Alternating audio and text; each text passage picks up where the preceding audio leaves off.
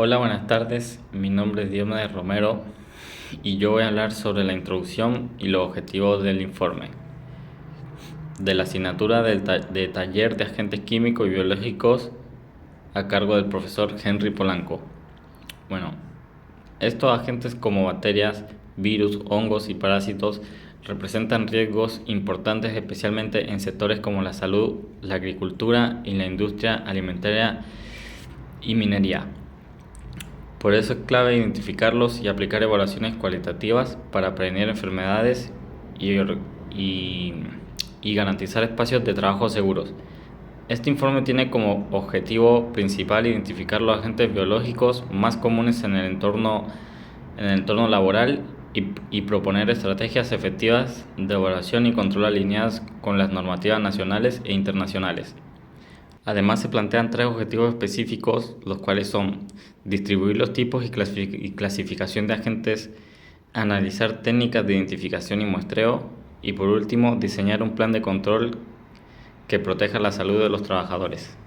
Hola, buenas tardes. Mi nombre es Daniela García y les hablaré sobre el planteamiento del problema y la clasificación de los agentes biológicos de la asignatura de Taller de Agentes Químicos y Biológicos a cargo del profesor Henry Polanco.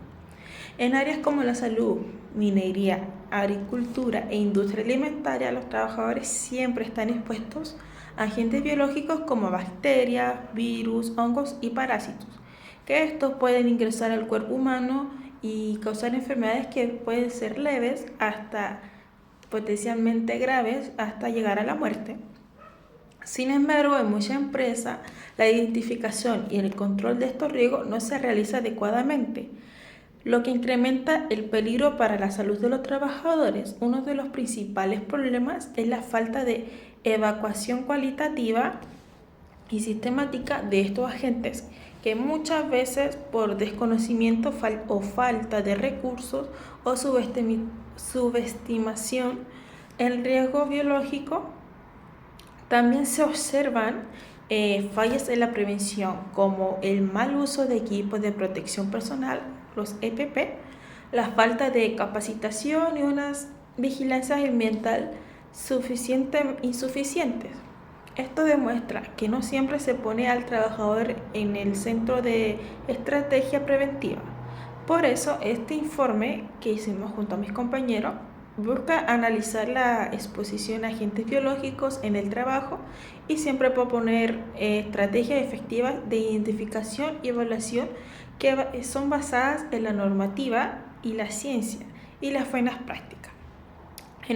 Esto es el fin de promover ambientes laborales mucho más seguros para proteger así la salud de quienes trabajan, de todos los trabajadores. Eso es así que muchas gracias por su atención. Hola, buenas, mi nombre es Manuel Lugo y hoy día les voy a presentar los tres puntos que me tocaron hacer en el informe. Como primer punto tenemos la clasificación de agentes biológicos según su cuerpo de riesgo. La Organización de la Salud, OMS, y la normativa chilena consideran que una clasificación adecuada de grupo de riesgo se divide en cuatro. Esto basándose en los criterios como la posibilidad de causar alguna enfermedad, transmitibilidad y disponibilidad de tratamiento. En el informe se presenta una tabla, pero yo les voy a hacer como un breve resumen de lo que prácticamente dice la tabla. Como grupo número 1 tenemos aquellos agentes biológicos que presentan una transmitibilidad o probabilidad de enfermedades en humanos. Esta por lo general es nula, ¿verdad? En el grupo número 2 tenemos todos aquellos agentes biológicos que pueden causar enfermedades en humanos, pero son pocos propensos a transmitirse entre una comunidad. En el grupo número 3 tenemos agentes que pueden causar enfermedades graves y una propagación en la comunidad.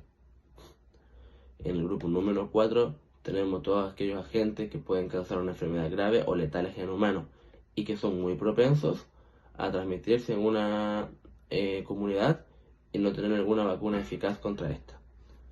Luego tenemos aquellos principales métodos de identificación. Algunos de estos métodos pueden ser el muestreo de aire, muestreo de superficie, muestreo de aguas y técnicas moleculares. En técnica de identificación y muestreo también de agentes biológicos, tenemos que la identificación de estos agentes biológicos en el ambiente laboral es esencial y necesaria para prevenir brotes infecciosos. Además, evaluamos los niveles de exposición y establecer medidas de control eficaces.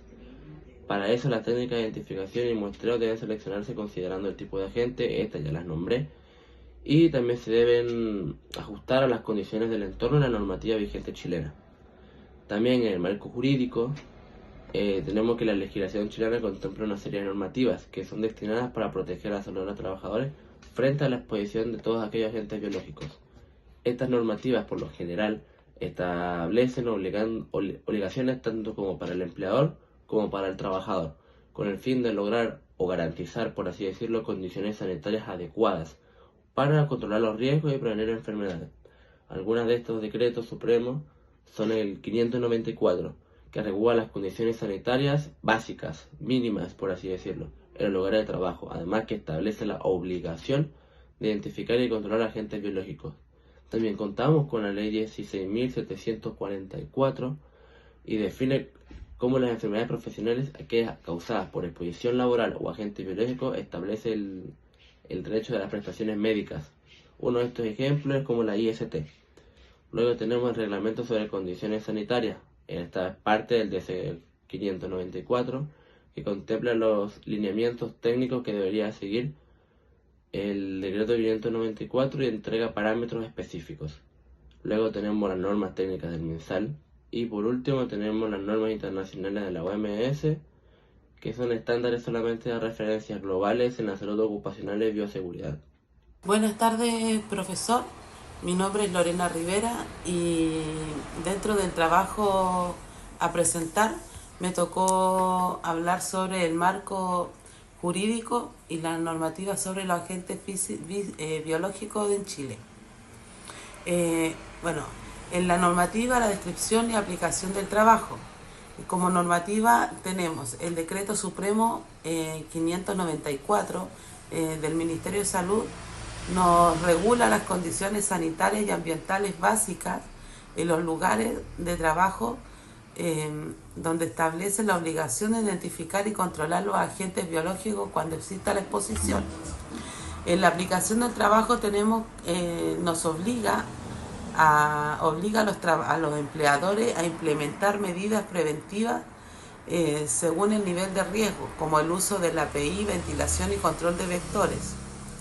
También tenemos como normativa la ley 16.744 sobre los accidentes de trabajo y enfermedades profesionales, que define como enfermedades profesionales aquellas causadas como la exposición laboral a agentes biológicos, que establece el derecho de las prestaciones médicas y económicas. Como también protege al trabajador expuesto al microorganismo en faenas de salud minera, en saneamiento, entre otros. Exige registros y vigilancias médicas. En normativa también tenemos como reglamentos sobre condiciones sanitarias, ambientales, parte del DS 594, donde complementa los lineamientos técnicos del derecho 594 y entrega parámetros específicos sobre la ventilación, limpieza y desinfección. Obliga a mantener ambientes limpios con el control de humedad y procedimientos adecuados de limpieza y eliminación de residuos. También tenemos como normas técnicas del MinSal, guías orientativas elaboradas por el Ministerio de Salud para aplicar medidas prácticas de prevención e identificación de nuestros agentes biológicos, utilizadas principalmente en centros de salud, laboratorio, industria alimentaria y servicios públicos. También tenemos como normas internacionales la OMS, OIT y CDC, estándares de referencia global en salud ocupacional y bioseguridad, especialmente útiles ante nuevas amenazas, ejemplos como el COVID-19 o el ébola. Complementan la legislación chilena ayudando a actualizar protocolos internos y sectores con alta exposición biológica. Ahora les hablaré sobre el plan de medidas de control integral para poder lograr la prevención de enfermedades ocupacionales causadas por agentes biológicos. Requiere la buena implementación de un buen plan de control integral que está orientado a eliminar o reducir riesgos, como proteger de manera directa a los trabajadores. En este plan se debe considerar el tipo de actividad laboral, todos los agentes biológicos identificados, su vía de entrada al organismo y el grupo de riesgo al que pertenecen. A continuación se detallan las medidas organizadas en distintos niveles de intervención. Tenemos eliminar o reducir el agente biológico. La eliminación segura de residuos contaminados. Es importante desechar correctamente los fluidos biológicos, materiales que están infectados y alimentos en mal estado, evitando toda la acumulación en tareas de trabajo. Mantenimientos preventivos de instalaciones. Una muy buena limpieza y desinfección del sistema de ventilación, los ductos, las aguas estancadas y toda superficie de contacto frecuente. Tenemos la situación de procesos peligrosos. Hay que aplicar actividades que implican contacto directo con los agentes biológicos, como un ejemplo, como la manipulación de sangre, alimentos o residuos orgánicos. Tenemos la interrupción de la vía de transmisión. Ventilación adecuada. Utilizar una ventilación natural o también mecánica según corresponda, como por ejemplo en sectores de alto riesgo también incorporar filtros, EPA o presión negativa. Tenemos los protocolos de limpieza y desinfección, establecer rutinas diarias de protocolos certificados y para lograr eliminar microorganismos de superficies, herramientas, baños y comedores. Las barreras físicas y señaléticas, separar zonas limpias y también las contaminadas, instalar barreras, cortinas plásticas o zonas de aislamiento, colocar los letreros donde se advierten que las áreas de riesgo son biológicas. Tenemos la protección individual y capacitación, uso obligatorio de la EPP, el uso obligatorio de mascarilla, guantes, batas, antiparras, como la protección facial también, y zapatos de seguridad, que es muy importante, según corresponde al tipo de exposición.